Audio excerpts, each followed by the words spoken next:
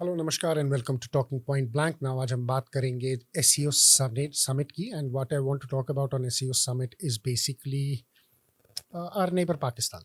So we all saw how Shehbaz Sharif was completely isolated at the SCO. And जितनी भी photographs हमने देखी हैं, जितना भी footage हमने देखा है, it was quite evident that he was quite ignored, and there is a lot of not only Indian media but media from other part of the world is also reporting that Pakistan basically this time was quite isolated at the SCO. They didn't get the kind of attention which they usually are used to. If you remember last time when the SCO happened, Pakistan's prime minister was kind of at the forefront, taking pot shots at India and trying to, portray as if Pakistan is a very important member of the SCO, and without Pakistan and China, SCO summits are something which are not very successful, and Pakistan is an intrinsic part of the SCO. But this time around, we have seen a complete turnaround on that. He was very quietly snubbed by the Chinese President Xi Jinping. He was also snubbed by the Russian President Vladimir Putin. But look, this whole SCO summit was about the big three, and the big three are, we all know, is Russia, India, and China, and all the focus was on the subsequent relation between how the art of diplomacy will be played, the art of posturing, the art of subtle messaging will be played between the heads of these three countries. And we saw Modi ji taking center stage, and both Vladimir Putin and Xi Jinping being on his side, and the kind of gestures, the kind of the talk which happened there was quite evident that the relationship was warming up between these three. And for Chinese, the concentration was solely on India rather than on Pakistan or any other country. Apart from a few photograph ops with Erdogan and Pezeshkian from Iranian Prime Minister, we didn't see anything substantial coming out of Pakistan.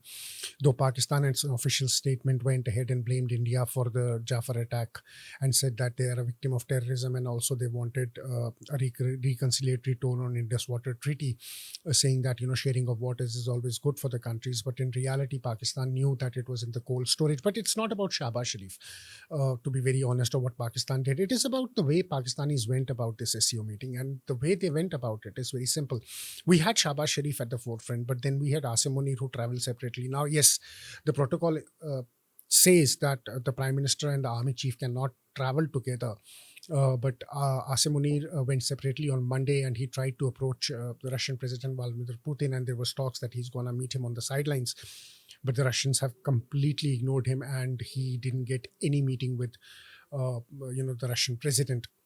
Now it's been tipped that Asim Munir will be meeting Shehbaz Sharif, will be accompanying Shehbaz Sharif in every meeting with the Chinese officials, and also will be attending the victory parade. That only means two things. One, they will be trying to convince Chinese for more funds, as in Shehbaz Sharif in his SCO summit also said that CPEC is a great example of how SCO summit is working, and how the future of SCO is dependent upon China being the great country, and the Chinese vision of CPEC and BRI. Basically telling that, again asking the Chinese for money and telling Chinese that they need more investments in CPEC, and the next 5 phases of CPEC should be taken up. But look, there is one thing very, very, very clear. One thing is that Chinese are not going to jeopardize their relationship with Pakistan for India, number one. The Chinese have a very delicate and a very intrinsic relationship with Pakistan, and they want to maintain that. But at the same time, Chinese play the hot and cold with Pakistanis like no other country plays. Not even the Americans know how to play that hot and cold kind of game with the Pakistanis the way Chinese play that. And at the moment, the Chinese have clearly indicated to Pakistan that the relationship between them is not hot, but it's gone extremely cold.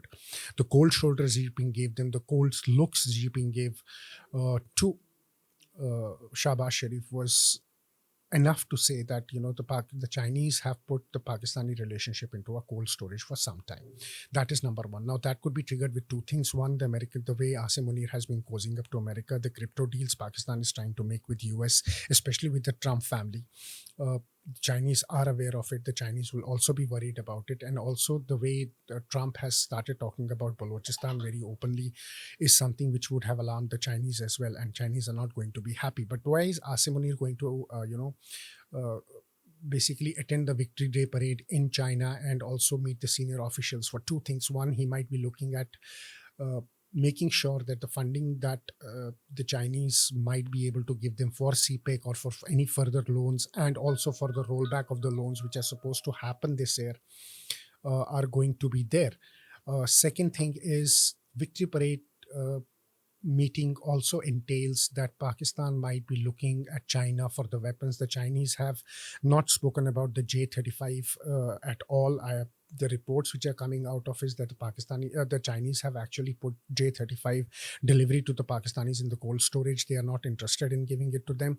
And the way Pakistani military is operating and causing up to the United States, Chinese might be looking at curtailing some supplies and some stakes to the Pakistanis when it comes to arms and ammunition. So I think Munir is there to settle the nerves of the Chinese in result to the American relationship. One, second, also looking at some arms deal, and he might rake up the J-35 issue with the Chinese as well.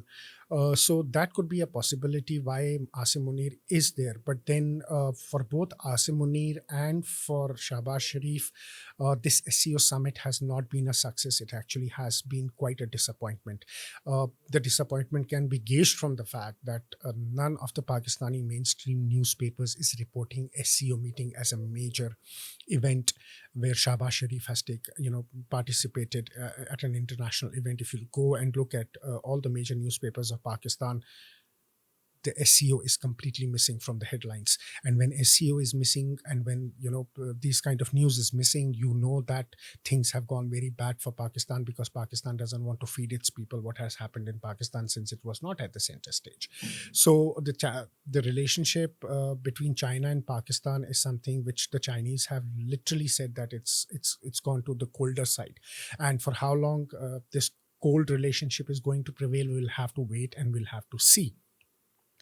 But one thing is for sure, the way Asim Munir is trying to play a parallel, power lobby, sidelining his own prime minister, is also a message that Shehbaz Sharif has completely lost his international credibility, whether it was United States or whether it is SCO.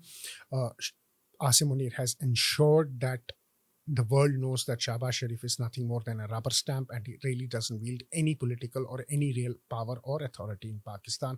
And it is Munir who will be dictating the terms. It will be Munir who will be taking the shots when it comes to Pakistan and when it comes to Pakistan's future policy.